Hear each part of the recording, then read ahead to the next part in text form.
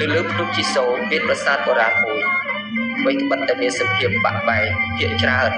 ប៉ុន្តែវាមានលក្ខណៈល្អផ្ដាច់លើសប្រាសាទនានានៅក្នុងតំបន់នេះពីលើកំពូលភ្នំនេះគេគយគន់មើលទេសភាពវាលស្រែនៅក្នុងខេត្តតាកែវដ៏ល្អប្រណិតគ្រប់ទិសទីប្រាសាទភ្នំជីសូរបានស្ថាបនាលើខ្នងភ្នំមួយមានកម្ពស់380ម៉ែត្រនៅដើមសតវត្សទី11គ្រិស្តសករាជ1002ដល់គ្រិស្តសករាជ1050ដោយព្រះបាទសូរ្យវរ្ម័នទី1សម្រាប់ឧទ្ទិសដល់ព្រហ្មញ្ញសាសនាប្រាសាទនេះសាងសង់អំពីថ្មភក់និងលីប៉ូនីតមានបណ្ដោយ60ម៉ែត្រនិងទទឹង50ម៉ែត្រនិងមានថើប2ជាន់ព័ទ្ធជុំវិញថើបទី2មានទំហំតូចជាងថើបទី1និងនៅចំកណ្ដាលមានទីសក្ការៈមួយដ៏សំខាន់ហើយមានទ្វារឆ្លាក់ពីខាងក្នុងមានបដិមាមួយធ្វើអំពីឈើម្យ៉ាងទៀត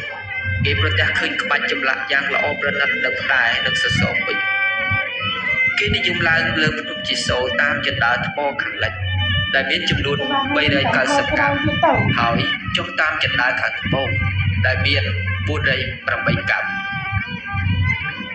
នៅចំពីមុខប្រាសាទមានក្លោងទ្វារនិងមានជណ្ដើរមួយទៀតសាងសង់តាំងពីសម័យកសាងប្រាសាទដែលភ្ជាប់ទៅប្រាសាទសែន